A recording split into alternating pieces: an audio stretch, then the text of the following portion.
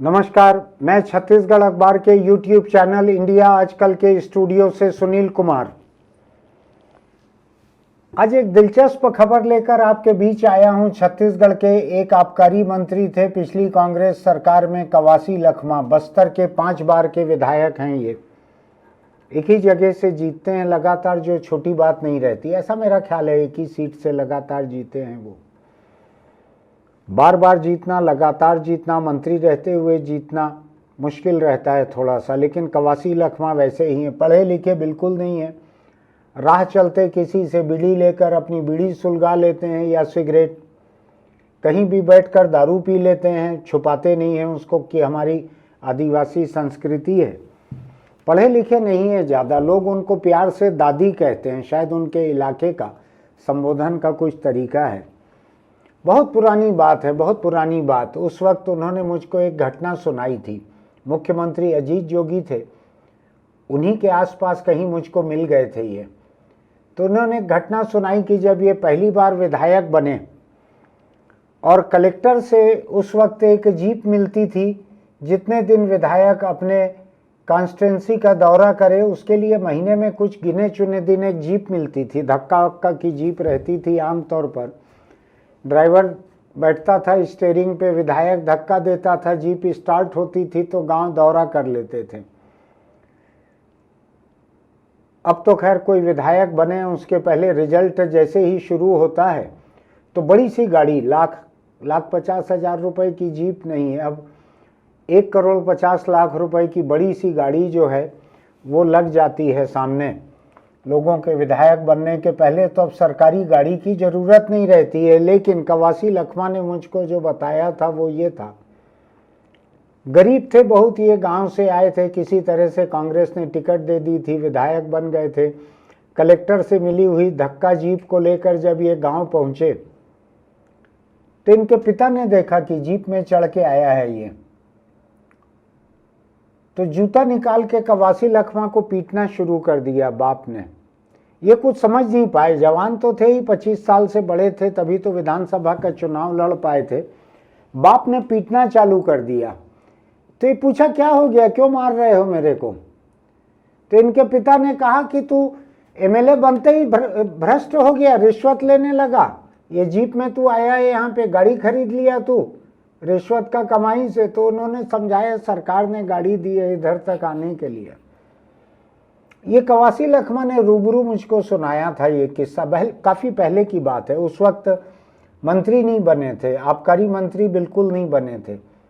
आबकारी मंत्री बनने के बाद पत्रकार का मिलना जो है उसके कई तरह के मतलब हो सकते थे। तो मैं 5 साल में उनसे नहीं मिला मंत्री रहते हुए।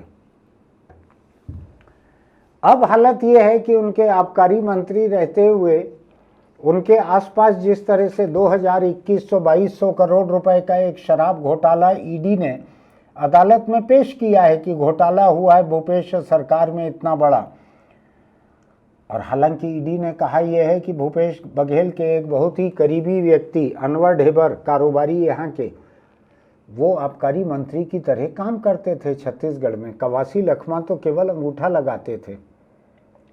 अंगूठा लगाना कहना थोड़ा अटपटा होगा क्योंकि वो टूटा फूटा दस्तखत करना जानते थे, कागज पढ़ना नहीं जानते थे, लिखना भी नहीं जानते थे, दस्तखत जानते हैं वो, केवल इतने पढ़े लिखे हैं। तो जब ईडी ये कह रहा है कि अनवर ढेबर आबकारी मंत्री की तरह सरकार चलाते थे, आबकारी विभाग चलाते थे, तो कवासी लखमा को क्यों दबोचना? एक गरीब आदिवासी है गांव का, कई लोग कह रहे हैं गरीब नहीं है। किसी ने अभी मुझको कहा कि वो करोड़ों का मकान बना रहे हैं। राजनीति में करोड़ों का मकान कोई बड़ी चीज़ तो रहती नहीं है। राजनीति में करोड़ों का मकान यानी अगर वही है उसके पास तो फिर गरीब ही है वो। तो कवासी लखमा को ईडी ने अभी गिरफ्तार तो नहीं किया है, लेकिन उनके घर पे छापा डाला है, बेटे के घर पर छापा डाला है, आसपास के लोगों के घरों पर छापा डाला है और उनसे पूछताछ की जा रही है ईडी के ऑफिस में।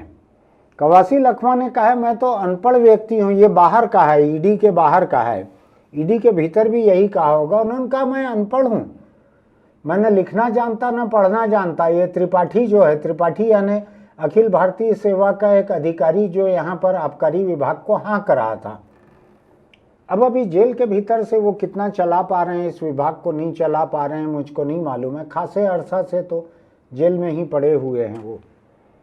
जो लोग आबकारी विभाग के कामकाज को जानते हैं उनका ये कहना है कि भारतीय न्याय प्रणाली में त्रिपाठियों को, ढेबरों को, इनको सजा देने का पूरा इंतजाम ही नहीं है, पूरी ताकत ही नहीं है। उनका ये मानना है कि एक जीवन तो बहुत ही छोटा पड़ेगा और कई जीवन का सजा देने का कोई प्रावधान यहाँ पर है नहीं। तो ऐसा त्रिपाठी जो कागज लेके आता था, फाइल लेके आता था, दस्तखत करवाता था, उस पर मैं दस्तखत कर देता था। मैंने लिखना जानता न पढ़ना जानता, ये कवासी लखमा ने कहा है और ठीक कहा है। इस बात को कांग्रेस पार्टी बहुत अच्छे से जानती थी, रायपुर से लेकर दिल्ली तक जानती थी कांग्रेस पार्टी कि ये लिखना पढ़ना नहीं जानते हैं। कांग्रेस पार्टी बहुत अच्छे से जानती थी कि कवासी लखमा विधानसभा में अपने विभाग के पूछे गए सवालों का जवाब भी नहीं दे पाते थे। इनके विभाग के जो सवाल जवाब रहते थे उनका जवाब वहाँ पे मोहम्मद अकबर देते थे। एक दूसरे विधायक थे जिनको मुख्यमंत्री भूपेश बघेल सबसे तेज और सबसे होशियार विधायक मानते थे। हालांकि कवर्धा में जहाँ से उन्होंने चुनाव लड़ा वहाँ उनकी होशियारी धरी रह गई और चुनाव ऐसा लंबा हारे जिसकी कोई हद नहीं है। कई वजह होंगी। तो मोहम्मद अकबर कवासी लखमा की जगह जवाब देते थे विधानसभा के भीतर। अब उससे बाहर एवज में क्या होता था मुझको नहीं मालूम है, लेकिन भीतर तो देते थे जवाब। तो मुख्यमंत्री को, राज्यपाल को, विधानसभा अध्यक्ष को, कांग्रेस पार्टी को, राहुल, सोनिया, प्रियंका खड़गे, वेणुगोपाल सबको मालूम था कि कवासी लखमा पढ़ना लिखना नहीं जानता, लेकिन वो एक्साइज मिनिस्टर बनाया गया है, दारू मंत्री बनाया गया है छत्तीसगढ़ में। ये बात ईडी के बताने से छत्तीसगढ़ की जनता को पता लगी हो ऐसा नहीं है। ये बात छत्तीसगढ़ में सबको पहले से मालूम थी कि यहाँ बहुत बड़े पैमाने पर दारू घोटाला हो रहा है। सरकार के नाम पे जो लोग दारू घोटाला कर रहे हैं या सरकार में बैठे हुए लोग, वो लोग शराब कारखानों से नकली शराब बना रहे हैं, नकली होलोग्राम बना रहे हैं और असली शराब दुकानों से उसको बेच रहे हैं। ऐसा सब कारोबार सबको मालूम था, हर किसी को मालूम था। मेरे ख्याल से 4-5 लोगों को नहीं, 5 लोगों को नहीं पता था ये। बताइए कौन होंगे वो? एक सोनिया गांधी, एक राहुल गांधी, एक प्रियंका गांधी, एक खड़गे और एक वेणुगोपाल। इन 5 लोगों को नहीं मालूम था कि छत्तीसगढ़ शराब में कुछ गड़बड़ हो रहा है। बाकी सबको मालूम था। जो छत्तीसगढ़ के सरहद के इर्द गिर्द के जो प्रदेश हैं वहाँ के शराबी लोगों को भी मालूम था कि यहाँ पे क्या हो रहा है। झारखंड को पता था, झारखंड की तो सरकार यहाँ आ गई। यहाँ के परम आदरणीय प्रातः स्मरणीय दारू अफसर त्रिपाठी को लेके गई, उनको 1 करोड़ रुपया कंसल्टेशन का दे के, सलाह की फीस दे के उनसे वहाँ की शराब नीति बनाई। कुछ लोगों का कहना है कि अनवर ढेबर छत्तीसगढ़ के अलावा झारखंड का भी आबकारी मंत्री था, लेकिन ईडी ने ऐसा कहा नहीं है, इसलिए मैं ऐसा अभी नहीं मानता हूँ। तो जब ऐसे चल रही थी सरकार पूरी की पूरी, जब आबकारी विभाग इस तरह से चल रहा था, जब कवासी लखमा फाइलों को पढ़े बिना उन पे दस्तखत कर रहे थे और सरकार में हर किसी को मालूम था कि पढ़ ही नहीं सकते, जानते ही नहीं है पढ़ना, केवल दस्तखत करना जानते हैं। मुझको त्रिपाठी जब कवासी लखमा से फाइलों पे दस्तखत करवाते थे तो वहाँ मौजूद एक व्यक्ति ने मुझको पूरा नज़ारा बताया था। आज नहीं बताया था, बहुत पहले ही बताया था।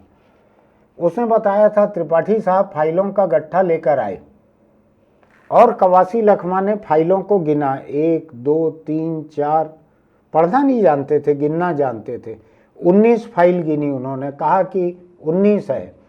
तो त्रिपाठी ने कहा हाँ 19 है। फिर एक बड़े लिफाफे में से 19 लिफाफे निकाल के उन्होंने एक थप्पी जमाई ऊपर नीचे, कहा ये भी 19 है।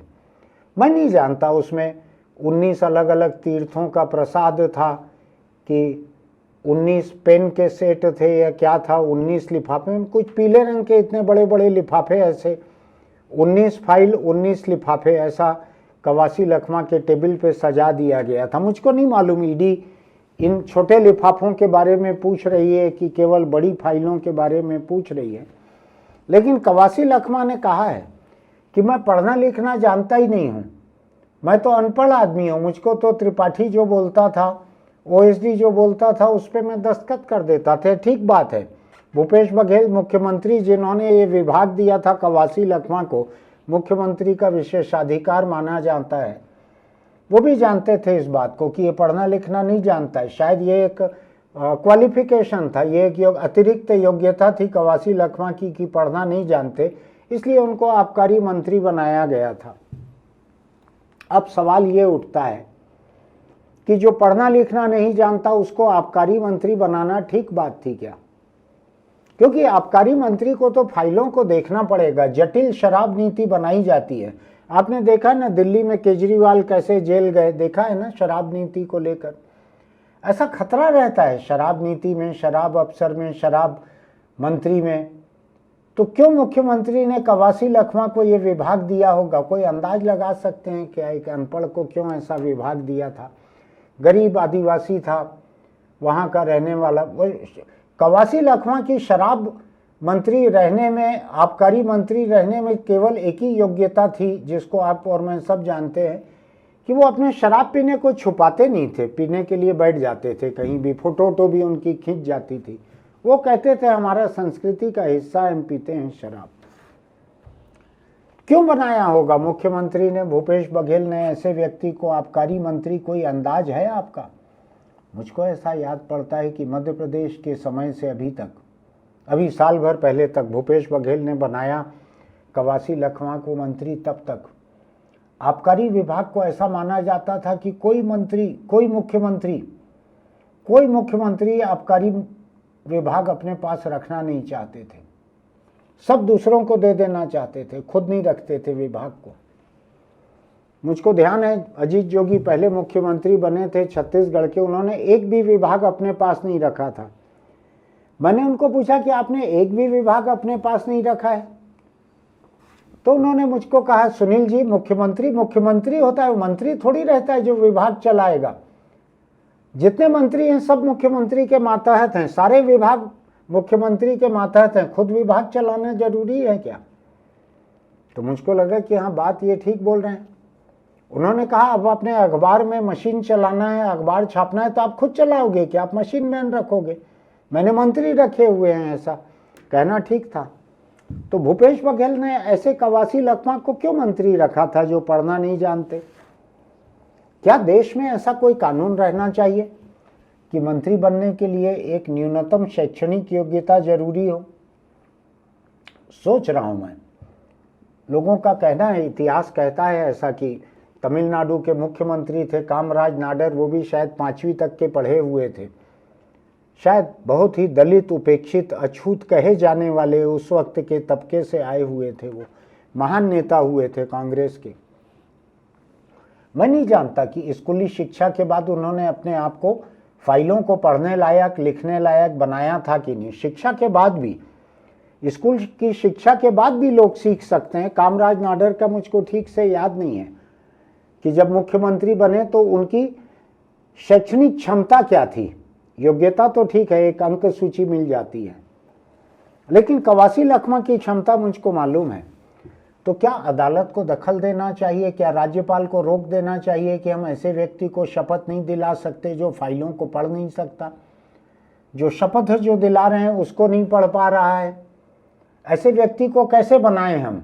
ऐसे व्यक्ति को मैं राज्यपाल के हैसियत से मंत्री पद की शपथ कैसे दिलाऊं जो मुझको मालूम है कि वो संवैधानिक दायित्व पूरा नहीं कर सकेगा? क्या राज्यपाल को रोकना चाहिए था भूपेश बघेल को कि नहीं, मैं तो नहीं दिलाऊंगा शपथ? क्या करना चाहिए था? क्या कांग्रेस पार्टी की कोई जिम्मेदारी बनती थी कि तुम्हारे मुख्यमंत्री ने एक ऐसा मंत्री बनाना तय किया है, उसका ऐसा विभाग बनाना तय किया है, तो तुम क्या करते हो?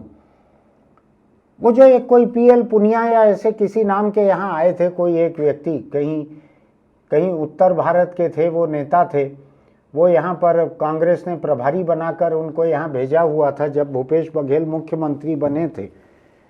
तो क्या पीएल पुनिया का कोई अपना खुद का कुछ शराब का तजुर्बा वगैरह कुछ भी नहीं था कि वो देखते कि न पढ़ा लिखा मंत्री जो फाइल पढ़ नहीं सकता, लिख नहीं सकता, उसको आबकारी मंत्री बनाया जा रहा है? कि पीएल पुनिया यहाँ आते क्यों थे?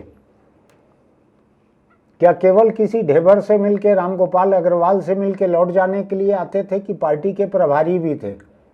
मैं इसलिए कह रहा हूं कि कांग्रेस हो या भाजपा, हर एक के कोई ना कोई प्रभारी रहते हैं। ऐसा रिवाज है हिंदुस्तान की राजनीति में। तो जो प्रभारी थे यहाँ के नेता, एआईसीसी ने, कांग्रेस ने जो भेजा था छत्तीसगढ़ में जिनको, वो क्या देखते थे यहाँ? क्या देखते थे कि आबकारी मंत्री लिखना पढ़ना नहीं जानता, विधानसभा में दूसरे लोग उसका जवाब देते हैं, और उसके नाम पे आबकारी विभाग कैसे चलाया जा रहा है, क्या किया जा रहा है, पुनिया को कुछ नहीं दिखता था क्या? ये लिखना पढ़ना नहीं जानते थे कवासी लखमा, पुनिया क्या देखना सुनना नहीं जानते थे? क्या नहीं जानते थे वो? बाकी बातों में तो मैंने सुना है बड़े माहिर थे वो, राजनीति में जिसको भी माहिर कहा जाता है। तो मैं सोचता हूं किसके ऊपर तोहमत लगाई जाए? उस वक्त के मुख्यमंत्री भूपेश बघेल पर, कि आपने ऐसे व्यक्ति को अंधेरे में रखकर, आपने ऐसे व्यक्ति को आबकारी मंत्री बनाया जो पढ़ना लिखना नहीं जानता, और उससे ऐसी फाइलें करवाई अपने घाघ मुजरिम मंत्रियों, मुजरिम अफसरों को सामने रखकर। क्या मुख्यमंत्री भूपेश बघेल जो उस वक्त थे मुख्यमंत्री, उनके ऊपर ये तोहमत लगाई जाए? क्या कांग्रेस पे तोहमत लगाई जाए? क्या सोनिया, राहुल और प्रियंका या खड़गे या वेणुगोपाल पर तोहमत लगाई जाए? किस पे लगाएं तोहमत?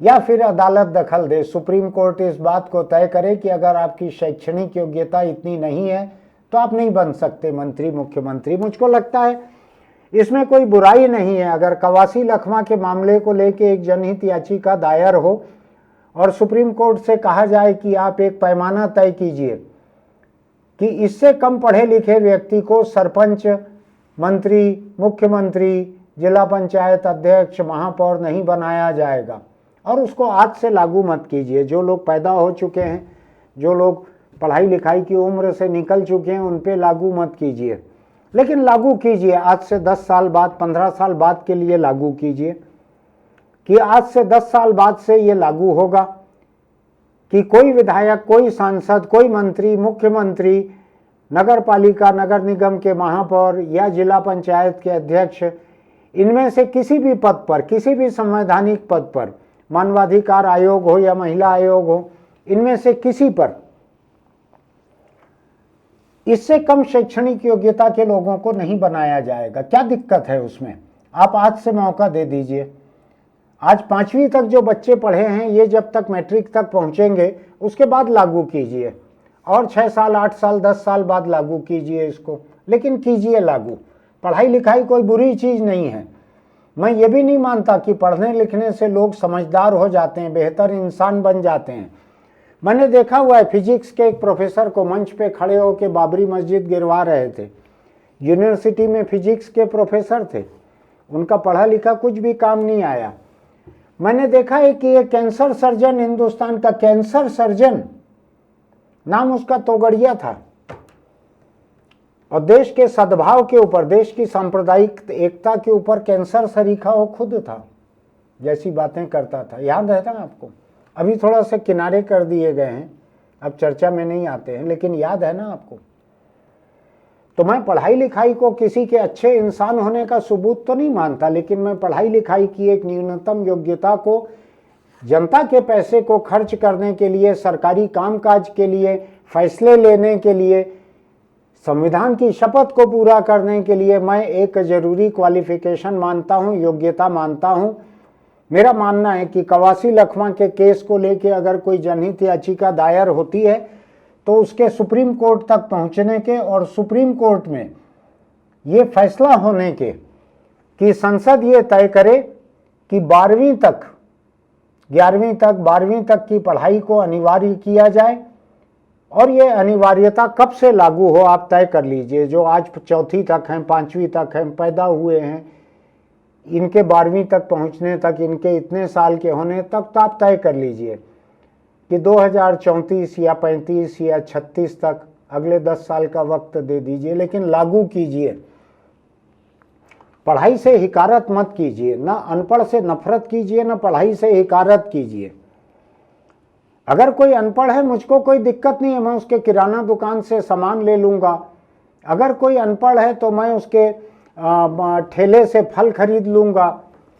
मैं उससे अपने घर का, ऑफिस का कोई काम करवा लूँगा जिसमें पढ़ाई लिखाई की ज़रूरत नहीं है। शायद गाड़ी भी चला ले वो, अगर रोड साइन वगैरह को पढ़ना सीख ले। तो मैं नहीं जानता ड्राइविंग लाइसेंस के लिए पढ़ना लिखना ज़रूरी है या नहीं है, लेकिन मुझको कोई दिक्कत नहीं, मुझको ज़रा भी हिकारत नहीं है।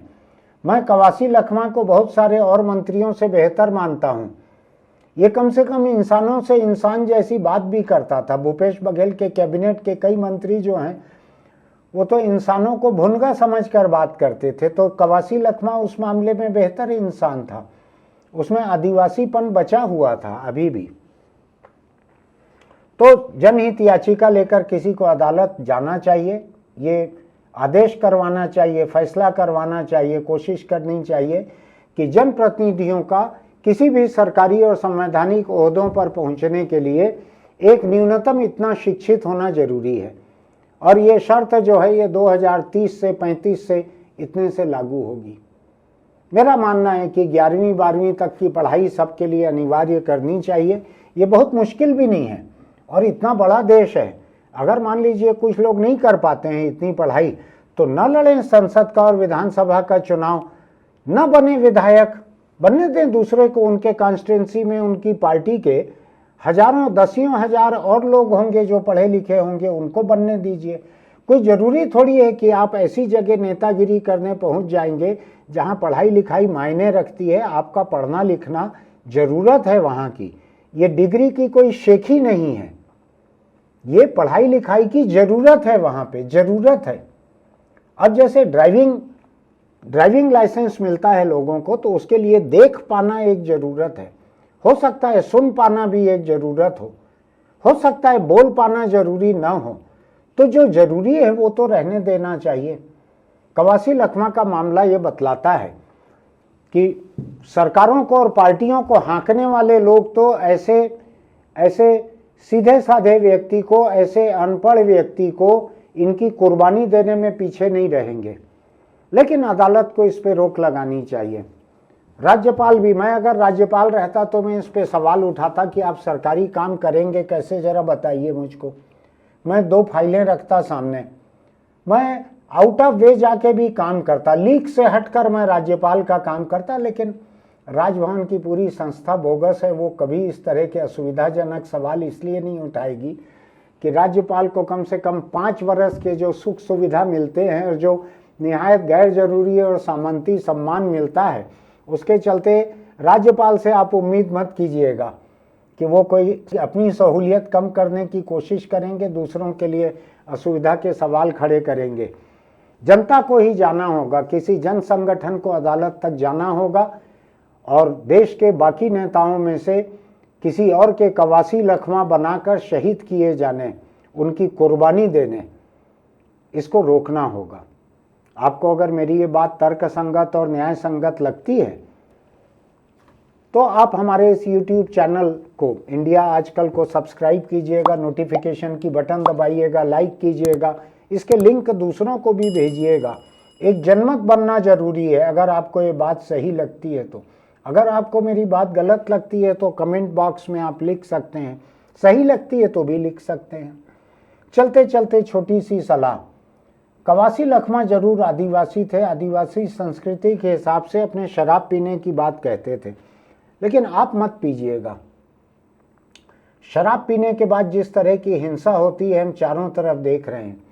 दोस्त दोस्त को मार डाल रहे हैं, भाई भाई को मार डाल रहे हैं, बाप बेटे, माँ बेटी, घर के भीतर इतना खून खराबा हो रहा है शराब के नशे में। मत पीजिए शराब। सरकार को टैक्स मिलता है, लोगों को रिश्वत मिलती है इसमें, लेकिन मत पीजिए आप शराब। इसके बिना काम चलाया जा सकता है। मैं आपके सामने खड़ा हुआ हूँ, थोड़ी सी जिंदगी गुजार चुका हूँ बिना शराब पिए हुए। कभी कोई समारोह वगैरह रहता है जिसमें कोई वाइन की बोतल खुलती है, तो उसमें इतनी सी वाइन मैं समारोह में हिस्सा बनने के लिए ले लेता हूँ, लेकिन मैं उसको दारू पी के नशे में नहीं गिनता। 2-3 साल में एक आध बार अगर आधी गिलास में वाइन पी लेता हूँ तो वो, मैं उसको शराब का नशा करना नहीं कहता हूँ, वो एक समारोह के लिए कर लेता हूँ मैं। लेकिन मत पीजिए शराब। शराब के नशे में लोग क्या क्या करते हैं, पूरा का पूरा धंधा खराब है ये शराब का। एक गरीब आदिवासी फंसा दिया गया है ईडी के कटघरे में। ईडी के सामने अच्छे अच्छे लोगों का तेल निकल जाता है। कवासी लखमा पता नहीं वहाँ क्या करेंगे। ईडी उनसे कैसे किसी कागज़ में दस्तखत लिख करवाएगा जब वो बोलेंगे मैं तो लिखना पढ़ना ही नहीं जानता हूँ, बोल चुके हैं वो। क्या होगा मुझको नहीं मालूम है। आप अपने आप को बचा कर रखिए, शराब से दूर रखिए। मैं कल अमेरिका की एक रिपोर्ट पढ़ रहा था। अमेरिका की एक मेडिकल रिपोर्ट कह रही है कि शराब पीने से कैंसर का रिश्ता है। ये वहाँ की मेडिकल रिपोर्ट कह रही है, उस बारे में मैं फिर आगे आपको बताऊंगा। फिलहाल शराब से बच के रहिए, फिर मिलेंगे।